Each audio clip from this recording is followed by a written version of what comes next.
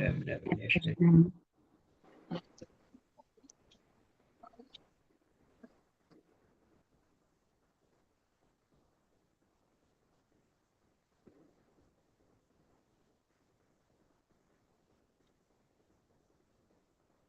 കൃഷ്ണ. ശ്രീ ശ്രീരാധാ ഗോവിന്ദന്റെ കീഴിലുള്ള ഭഗവത്ഗീത പഠനത്തിലേക്ക് എല്ലാവർക്കും സ്വാഗതം. ഓം അജ്ഞാനതിമിരാന്തസ്യ ജ്ഞാനാഞ്ജനശലാകയാ ചക്ഷുരുന്മീലിതം യേന തസ്മൈ ശ്രീഗുരവേ നമഃ.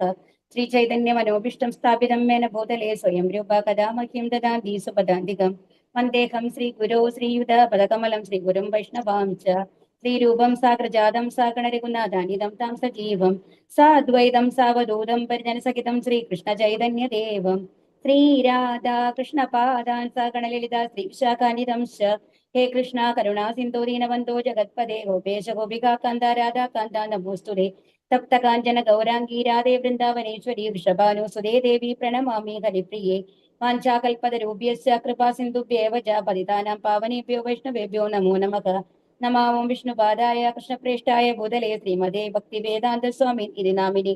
നമസ്തേ സാരസ്വതേ ദേവേ ഗൗരവാണി പ്രചാരിണേ നിർവിശേഷ ശൂന്യവാദി പാശ്ചാത്യദേശതാരിണേ. നമാമോ വിഷ്ണുപാദായ കൃഷ്ണപ്രേഷ്ഠായ ഭൂതലേ ശ്രീമതേ ജയപതാക സ്വാമി ഇതി നാമിനി. നമ ആചാര്യപാദായ നിതായ കൃപപ്രദായിനേ ഗൗരകഥാദാമതായ നഗരഗ്രാമതാരിണേ.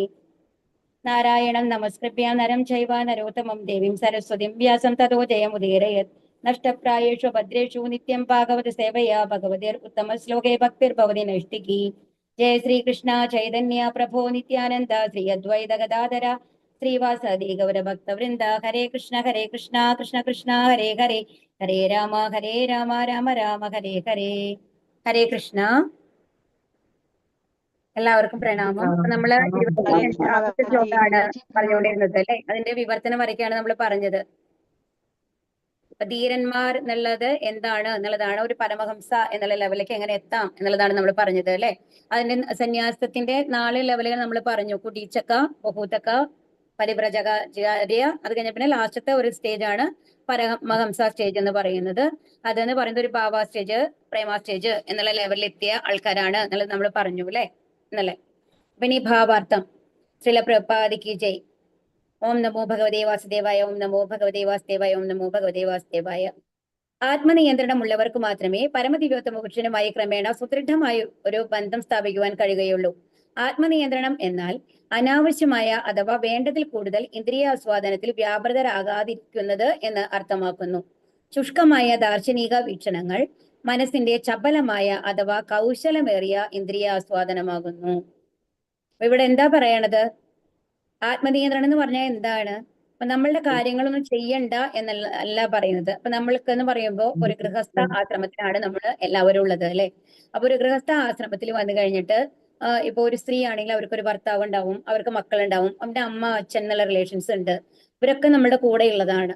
അപ്പൊ അവരോടൊക്കെയുള്ള കടമകളെല്ലാം ഉപേക്ഷിച്ചുകൊണ്ട് ഒരു സന്യാസ ജീവിതം അനുഷ്ഠിക്കണം എന്നല്ല പറയുന്നത്.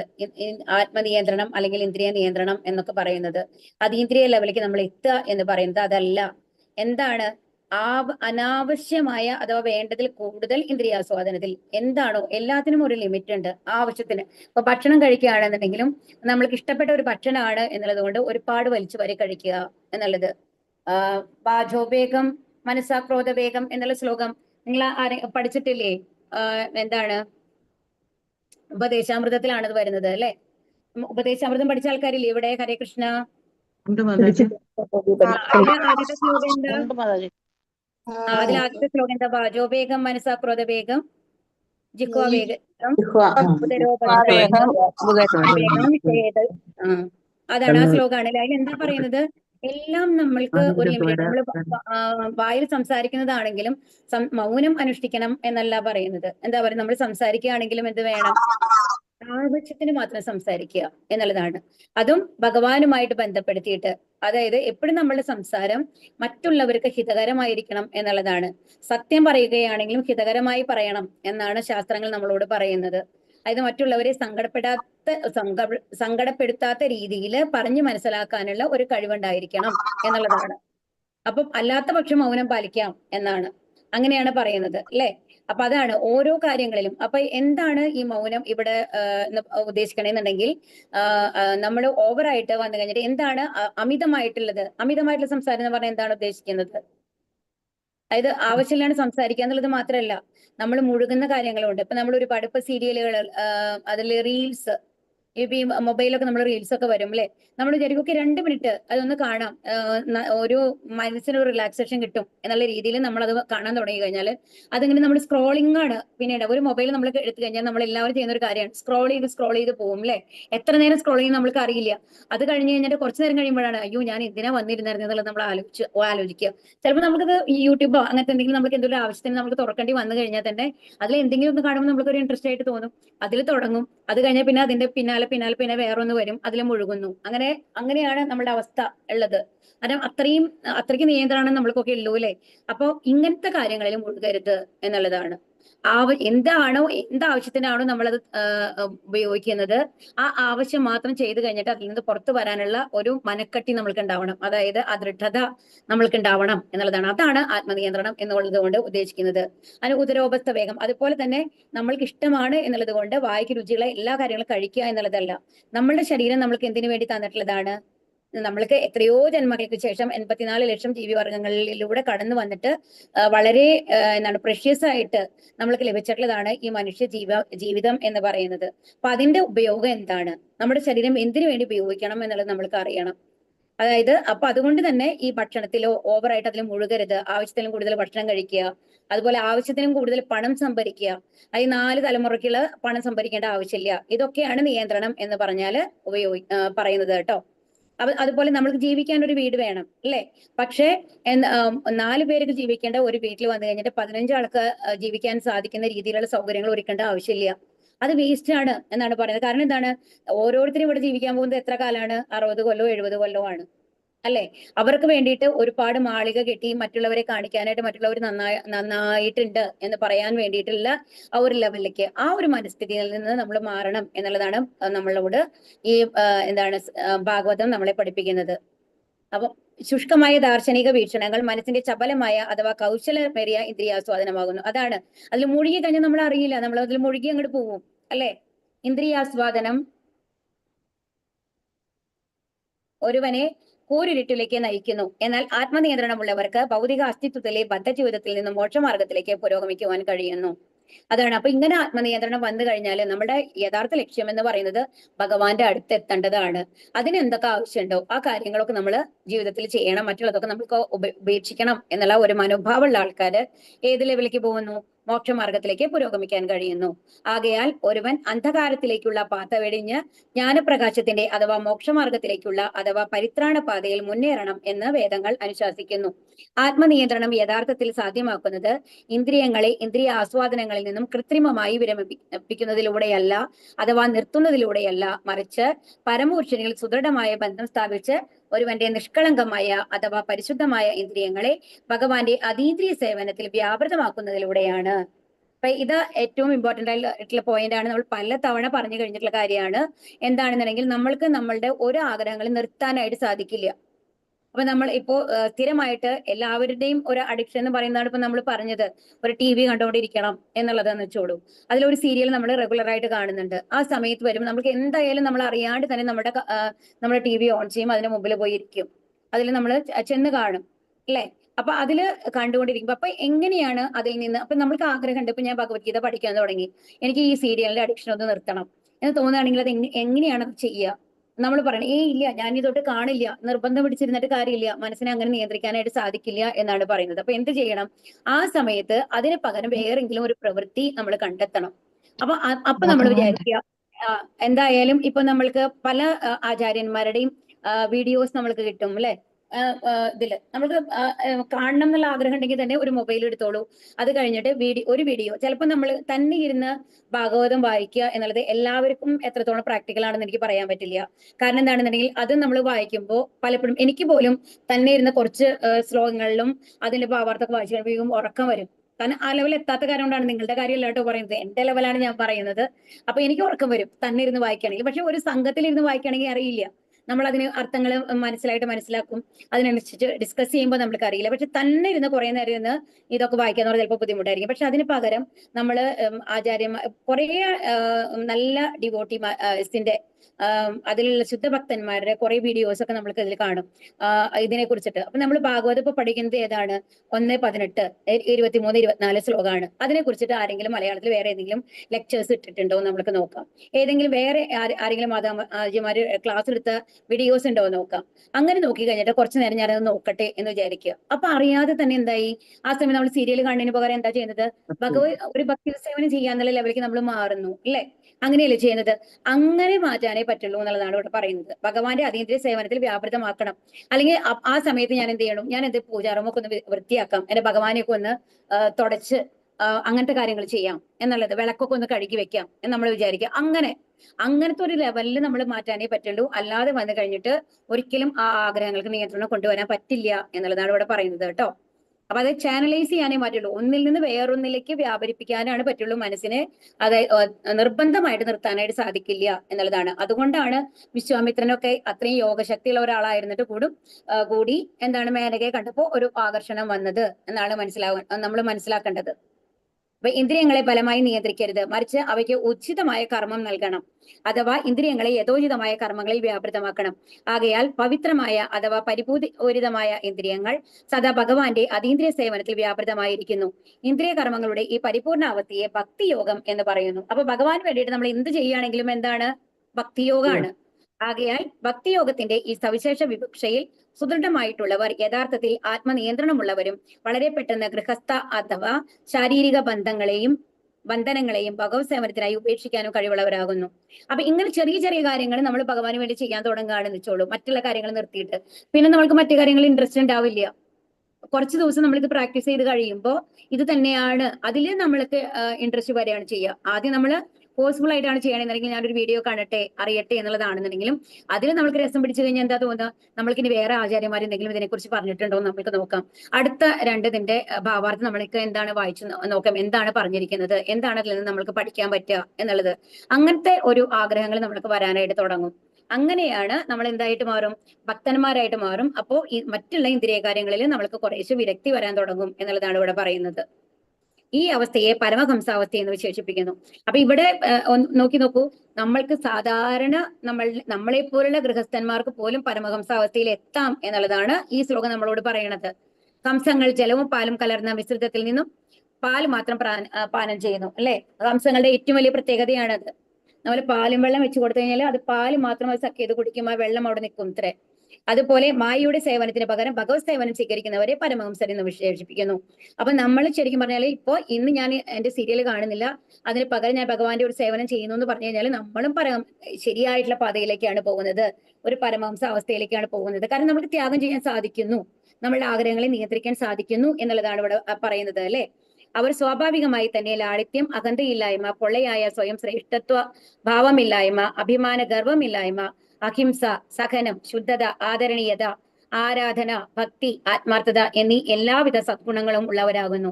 ഈ ദൈവിക ഗുണങ്ങളെല്ലാം ഭഗവത് ഭക്തരിൽ അന്തർലീനമായി സ്ഥിതി ചെയ്യുന്നു. ഭഗവത് സേവനത്തിനായി സ്വയം പൂർണ്ണമായും ആത്മസമർപ്പണം ചെയ്ത അത്തരം പരമഹംസർ വളരെ ചുരുക്കമാണ്. എന്നാൽ ആ ലെവലിലേക്ക് എല്ലാം ഇപ്പൊ നമ്മൾക്ക് ഇത്രയൊക്കെ നമ്മൾ വന്നിട്ടുണ്ട്. കുറെ കാലമായി നമ്മൾ കഴിഞ്ഞിട്ട് ഭാഗവതം പഠിക്കുന്നു, ഭഗവത്ഗീത പഠിക്കുന്നു, ഉപദേശാമൃതം പഠിച്ചു കഴിഞ്ഞിട്ടുണ്ട് അല്ലെ? ഭക്തിരസാമൃത സിന്ധു പഠിക്കുന്നു. ഇതൊക്കെ പഠിച്ചു കഴിഞ്ഞിട്ടുണ്ടെന്നുണ്ടെങ്കിലും നമ്മളോട് ആരെങ്കിലും കുറച്ച് ദേഷ്യത്തിൽ സംസാരിച്ചു കഴിഞ്ഞാൽ നമുക്ക് ഇഷ്ടപ്പെടാറുണ്ടോ? ഉണ്ടോ? ഹരേ കൃഷ്ണ. ഇല്ല. അവരോട് എന്തെങ്കിലും തിരിച്ചു പറയണം നമുക്ക് തോന്നാറില്ലേ? അല്ലെ? അപ്പൊ ശരിയാണ്, നമ്മൾ ആദ്യത്തെ അത്രയ്ക്ക് ഉണ്ടാവില്ല. എന്തായാലും നല്ല വ്യത്യാസം ഉണ്ടാവും ഓരോരുത്തർക്കും. അതായത് ഈ കൃഷ്ണാവബോധത്തിലേക്ക് വരുന്നതിന് മുമ്പ് നമ്മൾ എങ്ങനെ റിയാക്ട് ചെയ്തിരുന്നോ അത്രയും തീവ്രമായിട്ട് നമ്മൾ വാക്കുകൾ ഉപയോഗിക്കില്ല. ഇപ്പോ നമ്മൾ ആലോചിക്കും. ആ ഒരു മാറ്റം എല്ലാവർക്കും വന്നിട്ടില്ലേ ഇവിടെ? അതാണ് ആ ഒരു അവസ്ഥയിൽ എത്താന്ന് പറഞ്ഞാൽ അത്ര എളുപ്പമല്ല. വളരെ കുറച്ച് ആൾക്കാർ മാത്രമാണ് അവസ്ഥയിൽ എത്തുള്ളൂ. പക്ഷെ പതിയെ നമ്മളത് ശ്രമിച്ചുകൊണ്ടിരുന്നു കഴിഞ്ഞാൽ ആ ചെറിയ ചെറിയ മാറ്റങ്ങളിൽ നിന്ന് നമ്മൾക്ക് വലിയ മാറ്റങ്ങളായിട്ട് അത് മാറും. നമ്മൾക്ക് അറിയുന്നില്ലെങ്കിലും നമ്മുടെ കൂടെ ജീവിക്കുന്ന മറ്റുള്ളവരെ പറയും, നിങ്ങൾ ഒരുപാട് മാറിയിട്ടുണ്ട്, എങ്ങനെയാണ് ഇത്രയും ക്ഷമ വന്നത് എന്നൊക്കെ നമ്മളോട് ചോദിക്കും അല്ലെ? ആ ഒരു അവസ്ഥയ്ക്ക് നമ്മൾ മാറിയിട്ടുണ്ടാവും. പലർക്കും അനുഭവം ഉണ്ടാവും ഇവിടെയുള്ളവർക്ക് അല്ലെ?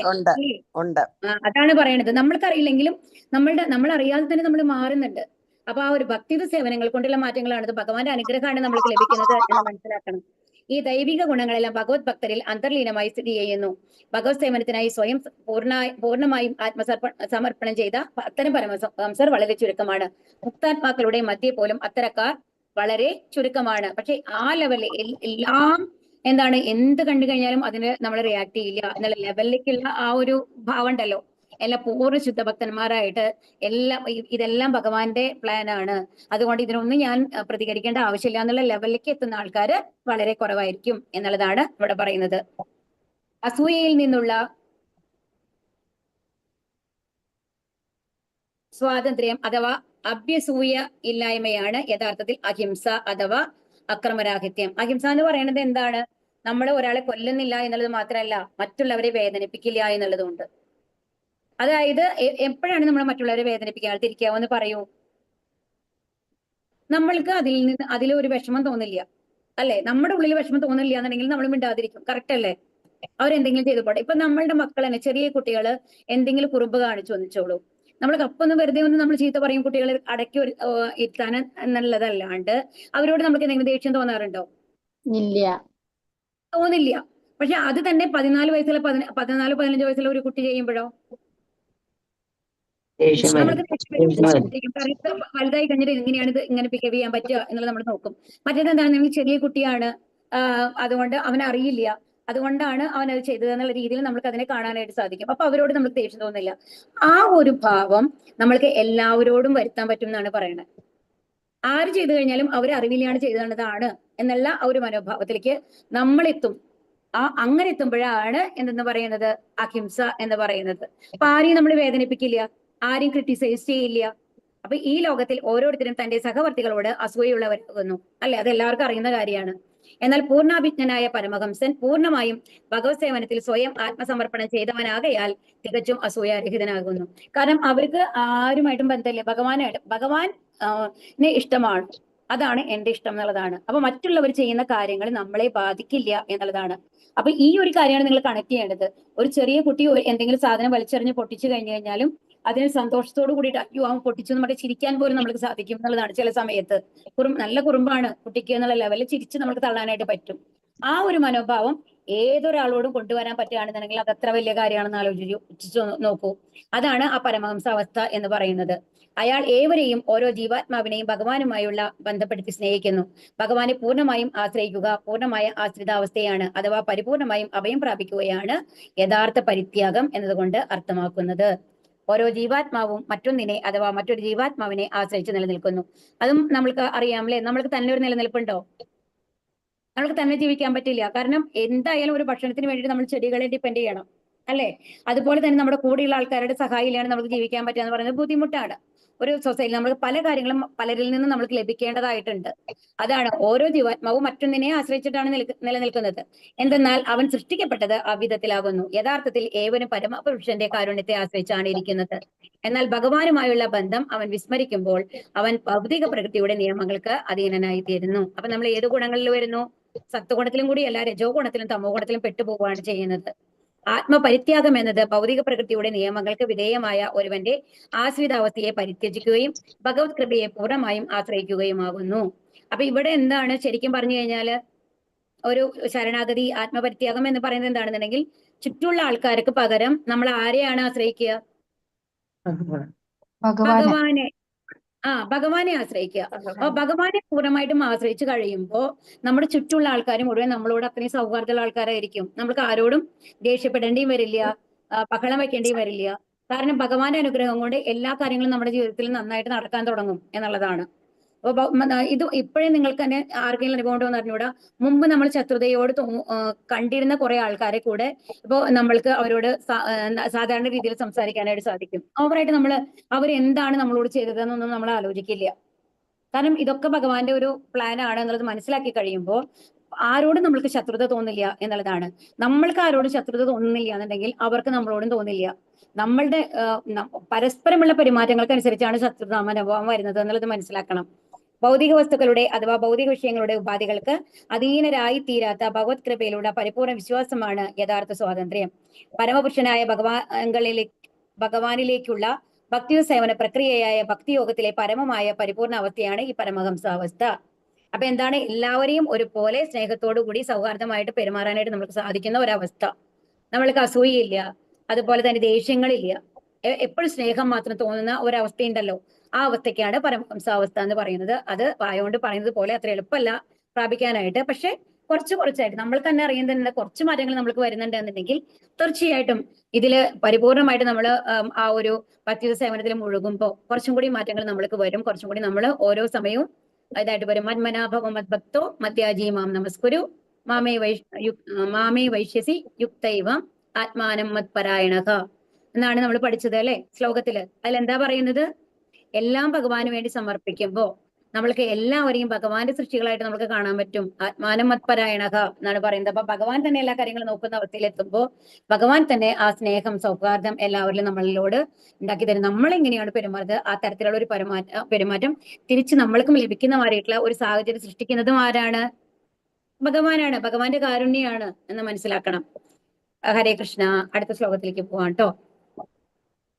ഓം നമോ ഭഗവതേ വാസുദേവായ. ഓം നമോ ഭഗവതേ വാസുദേവായ. ഓം നമോ ഭഗവതേ വാസുദേവായ. ഓം നമോ ഭഗവതേ വാസുദേവായ. ഓം നമോ ഭഗവതേ വാസുദേവായ.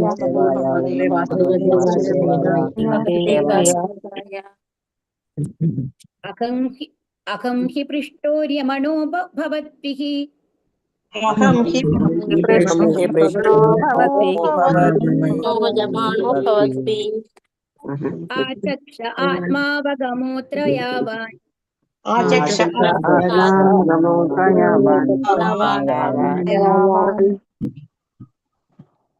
നഭപതന്ത്യാത്മസമം പദത്രിണ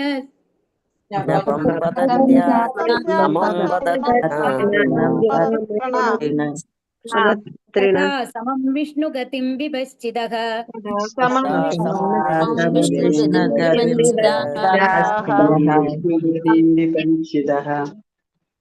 ഹരേ കൃഷ്ണ. അഹം ഞാൻ, എന്റെ വിനീതാത്മാവ്, ഈ നിശ്ചയമായും പൃഷ്ടക അങ്ങയാൽ ആരായപ്പെട്ടു. ആര്യമണക സൂര്യനെ പോലെ ശക്തിമത്തായ ഭവദ്ഭിഃ താങ്കളാൽ ആ ചക്ഷേ വിശദമാക്കിയാലും ആത്മ അവഗമക എന്റെ അറിവിനെ അഥവാ ജ്ഞാനത്തെ സംബന്ധിച്ചിടത്തോളം അത്ര ഇതിൽ യാവാൻ അതിവിദൂരമായ നഭക ആകാശം പതന്തി പറക്കുക ആത്മസമം അതിന് കഴിയുന്നത്ര പദത്രിണക പക്ഷികൾ തഥാ അപ്രകാരം സമം അതുപോലെ വിഷ്ണുഗതിയും വിഷ്ണുവിനെ കുറിച്ചുള്ള അറിവ് വിഭജിതക ജ്ഞാനിയാണെങ്കിൽ പോലും വിവർത്തനം ചില പോലെ അധികാര നിർമ്മലരായ അല്ലയോ ഋഷി ശ്രേഷ്ഠന്മാരെ, എന്റെ അറിവിനനുസരിച്ച് വിഷ്ണുവിന്റെ അതീന്ദ്രിയ ലീലകളെ കുറിച്ച് വിശദീകരിക്കുവാൻ ഞാൻ ശ്രമിക്കാം. പക്ഷികൾ ആകാശത്തിൽ അവയുടെ കഴിവിനനുസരിച്ച് കഴിയുന്നത്ര ഉയരത്തിൽ പറക്കുന്നത് പോലെ ജ്ഞാനികളായ ഭഗവത് ഭക്തർ അവരവരുടെ സാക്ഷാത്കാരം അനുവദിക്കുന്നത് പോലെ ഭഗവാനെ കുറിച്ച് വർണ്ണിക്കുന്നു. ഇവിടെ എന്താ പറയണത്? അപ്പൊ ഇവിടെ ആരാണിത് പറയുന്നത്? സൂതഗോസ്വാമിയാണ് പറയണത് അല്ലെ. അപ്പൊ എന്താ പറയുന്നത്? സൂതഗോസ്വാമിയാണല്ലോ ഇവിടെ എല്ലാവരോടും ഇത് വർണ്ണിക്കുന്നത്. അപ്പൊ ആദിത്യനെ പോലെ അധികാര നിർമ്മലരായ അല്ലയോ ഋഷി ശ്രേഷ്ഠരെ. അപ്പൊ ആ ഋഷി ശ്രേഷ്ഠരെ എത്ര ഉന്നതരായിട്ടാണ് സൂതഗോസ്വാമി കാണുന്നത് എന്നാണ് നമ്മൾ അറിയേണ്ടത്. സൂതഗോസ്വാമിയാണ് ഇപ്പൊ എവിടെ ഇരിക്കുന്നത്? വ്യാസാസനത്തിൽ ഇരിക്കുന്നത്, അവർക്ക് പറഞ്ഞു കൊടുക്കുന്നത് അല്ലേ. അപ്പോ എന്താണ് അദ്ദേഹത്തിന്റെ ആ ഒരു എളിമയാണ് നമ്മളിവിടെ കാണുന്നത്. കാരണം എങ്ങനെയാണ് ആദിത്യന്മാർ എല്ലാ ഋഷി ശ്രേഷ്ഠന്മാരും എന്താ പറയുന്നത്? എല്ലാവരും നിർമ്മലരാണ്, പരിശുദ്ധരാണ് ആദിത്യനെ പോലെ. കാരണം എന്തുകൊണ്ടാണ് ഇവിടെ സൂര്യനോടുള്ള ഒരു ഉപമ വരുന്നത്? ആർക്കെങ്കിലും പറയാൻ സാധിക്കുമോ? ഹരേ കൃഷ്ണ. മലിനമായ സാഹചര്യം മാറ്റി. അതാണ്, നമ്മൾ എത്ര മലിനമായിട്ടുള്ള സാധനങ്ങൾ സൂര്യപ്രകാശത്തിൽ ഇട്ട് കഴിഞ്ഞാൽ എന്താ ഉണ്ടാവുക? അതിന് ശുദ്ധീകരിക്കും അല്ലേ. അപ്പൊ നമ്മൾ എത്ര മണ്ണുള്ളതായാലും ഇപ്പൊ എന്തെങ്കിലും ഒരു എലി ചത്തിട്ട് നമ്മൾ പുറത്ത് കൊണ്ടുവന്നിടാന്ന് വെച്ചോളൂ, അത് ഒരു 2 ദിവസം കഴിയുമ്പോഴേക്കും എന്താവും? ആ സ്മെല്ല് മാറും അവിടെ നിന്ന് അല്ലെ. അതുപോലെ തന്നെ അത് വന്നിട്ട് മണ്ണിലോട്ട് അലിഞ്ഞു തരും. ആ ബാക്ടീരിയൽ അതിന്റെ എഫക്ട് കാരണം കൊണ്ട് അതിന് കാരണമാകുന്നത് എന്താണ്? സൂര്യരശ്മിയാണ് അല്ലെ. അപ്പൊ ആ സൂര്യരശ്മി എന്ന് പറയുന്നതാണ് എത്ര എന്താണ് ചീത്ത സാഹചര്യത്തിലുള്ള വസ്തുക്കളാണെന്നുണ്ടെങ്കിലും അതിന്റെ സ്പർശം ഏൽക്കുമ്പോ എന്തായിട്ട് മാറും? ശുദ്ധീകരിക്കപ്പെടുകയാണ് ചെയ്യുന്നത്.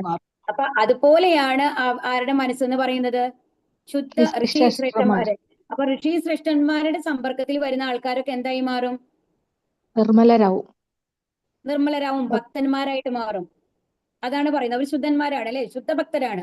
അപ്പൊ ആ ശുദ്ധഭക്തന്മാരുടെ ഇപ്പൊ നമ്മൾക്കറിയാം നാരദർ, എത്ര പേരെയാണ് നാരദർ ആരോടൊക്കെ സംസാരിച്ചു, അവരൊക്കെ എന്തായി മാറിയിട്ടുണ്ട്, ഭക്തരായി. ഭക്തന്മാരായിട്ട് മാറിയിട്ടുണ്ട് അല്ലെ. ധ്രുവന്റെ കാര്യം എടുക്കാം നമ്മൾക്ക്, പ്രഹ്ലാദന്റെ കാര്യം എടുക്കാം നമ്മൾക്ക്, അവർക്ക് ശുദ്ധഭക്തന്മാരായിട്ട് മാറുകയാണ് ചെയ്യുന്നത് അല്ലെ. ഇത്രയും പ്രഹ്ലാദൻ അസുരകുലത്തിൽ ജനിച്ചതാണ്. അപ്പൊ ആ ഗർഭത്തിൽ തന്നെ ഭാഗവതം മുഴുവൻ കേട്ടു. ആരുടെ കയ്യിൽ നിന്ന്? ശുദ്ധഭക്തനായിട്ടുള്ള നാരദന്റെ കയ്യിൽ നിന്ന്. അപ്പൊ അതുകൊണ്ടാണ് അത്രയും ഏതവസ്ഥയിലും ഒരിക്കൽ പോലും ഒരച്ഛനോട് ദേഷ്യപ്പെട്ട് സംസാരിച്ചിട്ടില്ല. അച്ഛനെ കുറിച്ച് ചീത്ത ഒരു വാക്ക് പോലും പ്രഹ്ലാദന്റെ വായിന്ന് വന്നിട്ടില്ല എന്ന് മനസ്സിലാക്കണം. അതുപോലെ തന്നെ ഹിരണ്യകശിപുവിനോട് എന്താ അല്ല സോറി നരസിംഹ ഭഗവാനോട് എന്താണ് അഭ്യർത്ഥിക്കുന്നത്? എന്റെ അച്ഛനോട് ക്ഷമിക്കണം എന്നാണ് പറയണത് അല്ലെ. അപ്പൊ അത്രയും ആ ഒരു ലെവലിലാണ് ശുദ്ധഭക്തന്മാരുടെ അവർ മാറിയിരുന്നത്. അപ്പൊ അതാണ് ഇവിടെ പറയുന്നത്. അപ്പൊ സുധ ഗോസ്വാമിയുടെ ആ ഒരു ക്വാളിറ്റിയും കൂടി നമ്മൾ മനസ്സിലാക്കണം. ഒരു ആചാര്യൻ എന്നുള്ള ലെവലിൽ അത്രയും എളിമയോട് കൂടിയിട്ടാണ് അദ്ദേഹം സംസാരിക്കുന്നത്. അദ്ദേഹം ആരുമല്ല, അവിടെ മുന്നിലിരിക്കുന്ന ഋഷിശ്രേഷ്ഠന്മാരെല്ലാവരും അത്രയും നിർമ്മലരാണ് എന്നുള്ള പോലെയാണ് അദ്ദേഹം സംസാരിക്കുന്നത് അല്ലെ. അതുപോലെ എന്താണ്, എന്റെ അറിവിനനുസരിച്ച് ഞാൻ വലിയ അറിവുള്ള ആളാണ് എന്നുള്ള ഒരു ഭാവം അവിടെ ഇല്ല. നോക്കൂ. അപ്പൊ പക്ഷികൾ ആകാശത്തിൽ അവയുടെ കഴിവിനനുസരിച്ച് കഴിയുന്നത്ര ഉയരത്തിൽ പറക്കുന്നത് പോലെ ജ്ഞാനികളായ ഭഗവത് ഭക്തർ അവരവരുടെ സാക്ഷാത്കാരം അനുവദിക്കുന്നത് പോലെ ഭഗവാനെ കുറിച്ച് വർണ്ണിക്കുന്നു. അപ്പൊ എന്താണ്, പക്ഷികൾ ആകാശത്തിൽ അവയുടെ കഴിവിനനുസരിച്ച്, എല്ലാ പക്ഷികൾക്കും അത്രയും ഉയരത്തിൽ ഒരു കഴുകൻ പറക്കുന്ന മാതിരി എല്ലാ പക്ഷികൾക്കും മേലെ പറക്കാനായിട്ട് സാധിക്കുമോ? ഇല്ല. അവരവരുടെ കഴിവിനനുസരിച്ച് അവർക്ക് പറക്കാൻ പറ്റും അല്ലെ. അതുപോലെയാണ് ജ്ഞാനികളായ ഭഗവത് ഭക്തർ അവരവരുടെ സാക്ഷാത്കാരം അനുവദിക്കുന്ന പോലെ. അപ്പൊ ഭഗവത് ഭക്തർ എന്താ ചെയ്യുന്നത് എന്നുണ്ടെങ്കിൽ, ഞാൻ പൂർണ്ണ ജ്ഞാനിയാവണം എന്ന് വിചാരിച്ചിട്ട് വെയിറ്റ് ചെയ്യുന്നില്ല. അവരെന്താ ചെയ്യുന്നത്? അവർക്ക് ഭഗവത് ഭക്തിയിൽ അവരെത്താൻ തുടങ്ങുമ്പോൾ അവർക്ക് എന്താണ് അറിയുന്നത്, എന്താണ് അവര് മറ്റുള്ള ശിക്ഷാഗുരുവിൽ നിന്ന് ദീക്ഷാഗുരുവിൽ നിന്ന് നമ്മൾ പഠിച്ചത്, അതെന്ത് ചെയ്യുന്നു? മറ്റുള്ളവർക്ക് പകർന്നു കൊടുക്കുന്നു. നമ്മൾ ഓരോരുത്തരും പഠിക്കേണ്ട പാടാണത്. കാരണം നമ്മൾ ഒരു ഭാഗവത ക്ലാസ് കേട്ട് കഴിയുമ്പോൾ നമ്മൾക്ക് എന്താണ് മനസ്സിലായത് എന്നുണ്ടെങ്കിൽ അത് മറ്റുള്ളവർക്ക് പകർന്നു കൊടുക്കാൻ ശ്രമിക്കണം എന്നുള്ളതാണ് പറയണത്. അതിൽ അഹങ്കാരമല്ല വേണ്ടത്. എന്താണ്, നമ്മൾക്ക് ഭഗവാനെ എല്ലാവരും ഭക്തന്മാരാക്കണം എന്നുള്ള ഒരു ബോധം, നമ്മൾക്ക് കുറച്ച് അറിയാന്നുണ്ടെങ്കിൽ മറ്റുള്ളവരും ആ ലെവലിലേക്ക് വരണം എന്നുള്ള ഒരു ആഗ്രഹം നമ്മുടെ ഉള്ളിൽ ഉണ്ടാവണം. അതിനുവേണ്ടി ശ്രമിക്കണം എന്നുള്ളതാണ്. ഇപ്പൊ ജയപതാക സ്വാമി മഹാരാജ് പലതവണ പറഞ്ഞിട്ടുണ്ട്. അദ്ദേഹത്തിന്റെ ശിക്ഷാഗുരു അദ്ദേഹത്തിൽ നിന്ന് നമ്മൾ ശിഷ്യത്വം സ്വീകരിക്കുമ്പോൾ അദ്ദേഹം തരുന്ന നിർദ്ദേശം എന്താണെന്നുണ്ടെങ്കിൽ എല്ലാവരും ഭഗവാന്റെ കാര്യങ്ങൾ മറ്റുള്ളവരിൽ എത്തിക്കണം എന്നുള്ളതാണ്. അതിനു വേണ്ടിയിട്ടാണ് നമ്മൾ ഇത്തരം ഒരു ലെവലിലേക്ക് നമ്മൾ വരുന്നത്, നമ്മളൊരു ശിഷ്യത്വം സ്വീകരിക്കുന്നത് എന്നുള്ള രീതിയിലാണ്. അദ്ദേഹം അത്രയും കരുണയുള്ള ആളാണ് കേട്ടോ. ശരിക്കും പറഞ്ഞു കഴിഞ്ഞാല് ശരിക്കും അദ്ദേഹത്തിന്റെ ലെക്ചേഴ്സ് ഒക്കെ കേട്ട് കഴിഞ്ഞാൽ വളരെ നന്നായിട്ടുണ്ടാവും. ഭാവാർത്ഥം ശ്രീല പ്രഭുപാദിക്ക് ജയ്.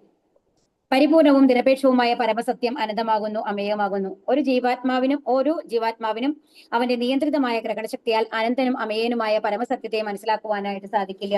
ഭഗവാൻ എന്ന് പറയുന്നത് എന്താണ്? അമേയനാണ് അല്ലെ. അപ്പൊ എന്താണ് പറയണത്? ഇതിൽ നമ്മൾക്കും ആദ്യത്തെ ആ ശ്ലോകങ്ങൾ നമ്മൾക്ക് എടുക്കാം കേട്ടോ. അഹം സർവസ്യ പ്രഭുവോ, ഭഗവാൻ എല്ലാം പൂർണ്ണനാണ് എന്നുള്ളതാണ് പറയുന്നത് അല്ലെ. അതുപോലെ തന്നെ ഓം പൂർണ്ണമത പൂർണ്ണമിതം പൂർണ്ണാത് പൂർണ്ണം ഉദച്യതേ എന്നുള്ളതൊക്കെ ഇവിടെ നമ്മൾക്ക് അർത്ഥാക്കി എടുക്കാം.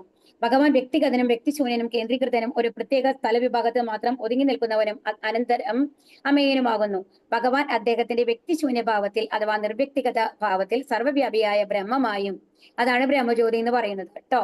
അദ്ദേഹത്തിന്റെ സ്ഥാനിക ഭാവത്തിൽ പരമാത്മാവയെ ഈ ഇവരുടെയും പ്രത്യേകത. അപ്പൊ എല്ലാവർക്കും അറിയുന്നതല്ലേ ഭഗവാന്റെ 3 ഭാവങ്ങള്? ഒന്ന് ബ്രഹ്മൻ, രണ്ടാമത് പരമാത്മൻ, അവസാനത്തെ ഭഗവാൻ. ആ ഭഗവാനുള്ളതാണ് ആ പൂർണ്ണമായ സ്വരൂപം എന്ന് പറയുന്നത് ഭഗവാന്റെ. അപ്പൊ അത് പരമാത്മാവായിട്ടുള്ളതാണ് വിഷ്ണു രൂപമുള്ളത്. മാത്രവുമല്ല പരമമായ വ്യക്തിഗത ഭാവത്തിൽ അദ്ദേഹം തന്റെ പരിശുദ്ധ ഭക്തരും സൗഭാഗ്യശാലികളുമായ സഹചരന്മാരുടെ അതീന്ദ്രിയ പ്രേമയുധ സേവനത്തിന്റെ പൊരുളുമാകുന്നു. അപ്പൊ ആ ഭഗവാനിലാണ് നമ്മൾക്ക് എന്ത് വരുന്നത്? ഭഗവാൻ റിയലൈസേഷനിൽ ആ സാക്ഷാത്കാരത്തിലാണ് രസങ്ങൾ വരുന്നത്. വാത്സല്യം, മാധുര്യം എന്നൊക്കെ വരുന്നില്ലേ? അത് വരുന്നത്, സാഖ്യം എന്നുള്ളതൊക്കെ വരുന്നത് കേട്ടോ. മറ്റത് രണ്ടും ശാന്തവും ദാസ്യം എന്ന് പറയുന്നത് പരമാത്മാ ലെവലിൽ വരുന്നുണ്ട്. പക്ഷെ ബാക്കിയുള്ള ആ 3 വാത്സല്യം, സാഖ്യം, മാധുര്യം എന്ന് പറയുന്നത് ശരിക്കും ഭഗവാന് മാത്രമായിട്ട് ആ ഭഗവാൻ അവിടാണ് നമ്മൾക്ക് വരിക. അതായത് കൃഷ്ണന്റെ ആ ഒരു ഇതിലാണ് വരുന്നത് കേട്ടോ. അതവും അഭിഷ്ടവുമാകുന്നു. വ്യത്യസ്ത ഭാവങ്ങളിലുള്ള ഭഗവാന്റെ ലീലകളെ പണ്ഡിതരായ മഹാഭക്തന്മാർക്ക് പോലും ഭാഗികമായി മാത്രമേ കടിക്കുവാൻ കഴിഞ്ഞിട്ടുള്ളൂ. ഭഗവാന്റെ ലീലകളെ ആർക്കും കടിക്കാൻ സാധിക്കില്ല. നമ്മൾ ഇതിന് മുമ്പത്തെ ശ്ലോകത്തിലും പറഞ്ഞതാണ് അല്ലെ. ആകയാൽ ശ്രീ സുധ ഗോസ്വാമി അദ്ദേഹം സാക്ഷാത്കരിച്ച വിധത്തിൽ ഭഗവത് ലീലകളെ കുറിച്ച് വർണ്ണിക്കുവാൻ ആ മഹനീയ സ്ഥാനം യഥോചിതമായി സ്വീകരിച്ചു. അപ്പൊ സുധ ഗോസ്വാമി എന്താണ്? ഇനി ഭഗവാന്റെ ലീലകളെ കുറിച്ച് പറയാനാണ് പോകുന്നത്. അപ്പൊ വർണ്ണിക്കാൻ വേണ്ടിയിട്ട് ആ മഹനീയ സ്ഥാനം യഥോചിതമായി സ്വീകരിച്ചു. അപ്പൊ തയ്യാറാണ് എന്നുള്ളൊരു ഭക്തൻ എന്നുള്ള ലെവലിൽ ഇപ്പൊ എന്താണ് ഓരോരുത്തരുടെയും ഡ്യൂട്ടി പറഞ്ഞത് നമ്മൾക്ക് അറിയുന്ന കാര്യങ്ങൾ മറ്റുള്ളവർക്ക് പകർന്നു കൊടുക്കണം, കൊടുക്കുക. അവരെയും ഭഗവത് ഭക്തന്മാരാക്കാനായിട്ട് ശ്രമിക്കണം എന്നുള്ളതാണ് അല്ലെ. അപ്പൊ ആ ഒരു ഉത്തരവാദിത്വം ആര് ഏറ്റെടുക്കുകയാണ്? സുധാ ഗോസ്വാമി ഏറ്റെടുക്കുകയാണ്. അത് വിനീതമായിട്ട് ഏറ്റെടുക്കുകയാണ്. വാസ്തവത്തിൽ ഭഗവാന് മാത്രമേ അദ്ദേഹത്തെ കുറിച്ച് പൂർണ്ണമായും വിശദീകരിക്കുവാൻ കഴിയുകയുള്ളൂ. ഭഗവാൻ അനുവദിച്ച് നൽകിയിരിക്കുന്ന വർണ്ണനാശക്തിക്ക് അനുസൃതമായി ഭഗവാനെ കുറിച്ച് വർണ്ണിക്കുവാൻ ഭഗവാന്റെ ജ്ഞാനീയനായ ഭക്തനും കഴിയുന്നു. അപ്പൊ എന്താണ് അപ്പൊ ഭഗവാൻ എത്രത്തോളമാണോ നമ്മൾക്ക് അറിവ് നൽകിയിട്ടുള്ളത്, ആ അറിവിനനുസരിച്ചാണ് നമ്മൾക്ക് പറയാൻ സാധിക്കുക അല്ലെ. അതുകൊണ്ടാണ് പറയുന്നത് ഓരോരുത്തരും പല പക്ഷികളും പല തരത്തിലാണ് പറക്കുക. അതിനനുസരിച്ചാണ് അവർക്ക് മറ്റുള്ളവർക്ക് പറഞ്ഞു കൊടുക്കാനായിട്ട് സാധിക്കുക. നമ്മൾക്ക് എന്താണ് അറിയുക എന്നുള്ളതാണ് നമ്മൾക്ക് മറ്റുള്ളവർക്ക് പറഞ്ഞു കൊടുക്കാനായിട്ട് സാധിക്കുക എന്നുള്ളതാണ്. അപ്പൊ ഇതില് വന്നു കഴിഞ്ഞിട്ട് ഒരു ശ്ലോകം ഉണ്ട് കേട്ടോ, ഭാഗവതത്തില് 11-ാമത്തെ ഇതിലെ അടുത്ത ഒരു ശ്ലോകം എടുക്കാനുള്ള സമയമില്ല. അപ്പൊ നമ്മൾക്ക് ഇതിന് റിലേറ്റഡ് ആയിട്ട് വരുന്ന 1-2 ശ്ലോകം നമുക്ക് നോക്കാം കേട്ടോ.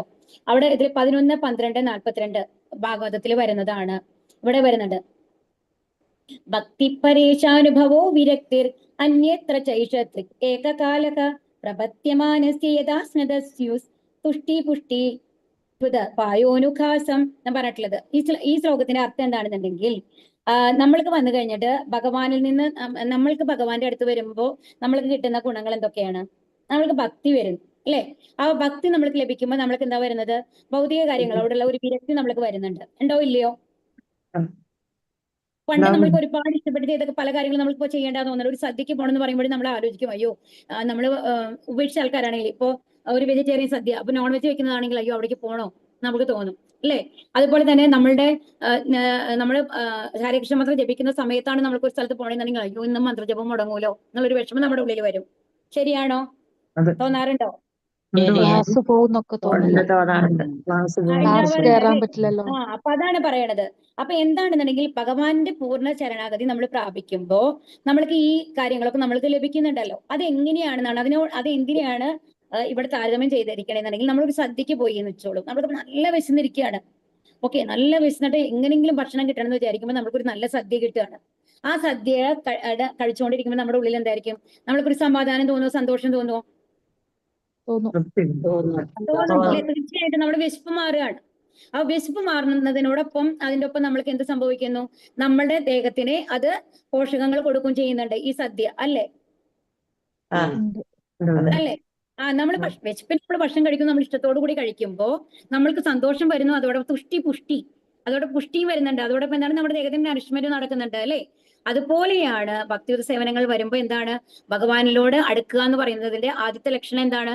നമ്മൾക്ക് ഈ ഭൗതിക കാര്യങ്ങളോടുള്ള ആകർഷണങ്ങൾ കുറയുന്നു, വിരക്തി വരുന്നു. അപ്പൊ നമ്മൾ എന്ത് ചെയ്യുന്നു? ഭഗവാനിലേക്ക് കൂടുതൽ അടുക്കുന്നു, ഭഗവത് ധാമത്തിലേക്ക് കൂടുതൽ അടുക്കുന്നു എന്നുള്ള മാതിരിയാണ് ഇവിടെ പറയുന്നത്. മനസ്സിലാവുന്നുണ്ടോ? അപ്പൊ അതാണ് ആ ശരണാഗതി എന്നുള്ളത്. അപ്പൊ ഈ സുധാ ഗോസ്വാമി എന്താണ് പറയുന്നത്? ആ ഭഗവാന്റെ ലീലകളെ കുറിച്ച് നമ്മൾ അറിയും തോറും എന്താണ്? നമ്മൾ ഭഗവാനിലേക്ക് കൂടുതൽ അടുക്കാൻ ശ്രമിക്കുകയാണ് ചെയ്യുന്നത്. അതുപോലെ തന്നെ എന്താ പറയുന്നത് എന്നുണ്ടെങ്കിൽ, ഇവിടെ പറയുന്നുണ്ട്, വേദാഹം സമതീതാനി വർത്തമാനാനി ചാർജുന ഭവിഷ്യാനി ച ഭൂതാനി മാതു വേദന കശ്ചന. അപ്പൊ ഇവിടെ ഭഗവാൻ എന്താ പറയുന്നത് എന്നുണ്ടെങ്കിൽ, ഇപ്പൊ ഈ ഒരു പോയിന്റ്, ലാസ്റ്റ് നമ്മൾ പറഞ്ഞ പോയിന്റ് ഇതാണ്, ഭഗവാനെ കുറിച്ചിട്ട് എല്ലാവർക്കും പറയാനായിട്ട് സാധിക്കില്ല, എല്ലാവർക്കും അറിയാനായിട്ട് സാധിക്കില്ല. കാരണം ഭഗവാന് മാത്രമാണ് അറിയുള്ളൂ. ഭഗവാൻ എത്രത്തോളമാണ് നമ്മളോട് പറയാൻ നമ്മൾക്ക് അറിവ് തരുന്നത്, അതിനനുസരിച്ചാണ് മറ്റുള്ളവർക്ക് പറഞ്ഞു കൊടുക്കാൻ പറ്റുള്ളൂ എന്നുള്ളതാണ് ഇവിടെ പറയുന്നത് അല്ലെ. അപ്പൊ ഈ ശ്ലോകത്തിന്റെ അർത്ഥം എന്താണ്? വേദാഹം സമതീതാനി വർത്തമാനാനി ചാർജുന. ഈ ശ്ലോകം എന്താ പറയണെന്നുണ്ടെങ്കിൽ, ഇത് ഭഗവത്ഗീതയിലുള്ള ശ്ലോകമാണ്. അതിൽ എന്താ പറയണെന്നുണ്ടെങ്കിൽ, എനിക്ക് എന്താണ് ഭൂതകാലത്തെ കുറിച്ചും അറിയാം, വർത്തമാനത്തെ കുറിച്ചും അറിയാം, ഭാവിയെ കുറിച്ചും അറിയാം. എനിക്ക് എപ്പോഴും എല്ലാ കാര്യങ്ങളും അറിയാം, എന്നാൽ നിനക്ക് അത് അറിയില്ല അർജുന എന്നാണ് പറയുന്നത്. നിന്നെ കൊണ്ട് അത് പറയാനായിട്ട് സാധിക്കില്ല എന്ന് പറയുന്ന ശ്ലോകമാണിത്. അപ്പൊ ഇത് ഇതുമായിട്ട് ബന്ധപ്പെടുത്താനായിട്ട് നമുക്ക് സാധിക്കില്ലേ ശരിക്കും? ഹരേ കൃഷ്ണ. സാധിക്കും. കാരണം നമ്മൾക്ക് എന്താണോ അറിവ് ഉള്ളത് അതിനനുസരിച്ചാണ് നമ്മൾക്ക്. അപ്പൊ ഭഗവാൻ എത്ര അറിവ് നമ്മൾക്ക് തരുന്നു എന്നതിനനുസരിച്ചാണ്. അപ്പം എല്ലാം അറിയുന്നത് ആർക്കാണ്? ഭഗവാനാണ് എന്ന് പറയുന്ന ശ്ലോകമാണ്. അപ്പൊ ഓരോ ശ്ലോകം നമ്മൾ വായിക്കുമ്പോഴും അതിന് ബന്ധപ്പെട്ടിട്ട് ഭഗവത്ഗീത ഏതെങ്കിലും ശ്ലോകം ഉണ്ടോ എന്നുള്ളത് നമുക്ക് നോക്കാം കേട്ടോ. ഹരേ കൃഷ്ണ. അപ്പൊ ശരി, ഇനി അടുത്ത ശ്ലോകം നമുക്ക് നാളെ നോക്കാം. ഹരേ കൃഷ്ണ. ഹരേ കൃഷ്ണ മാതാജി. ഹരേ കൃഷ്ണ മാതാജി.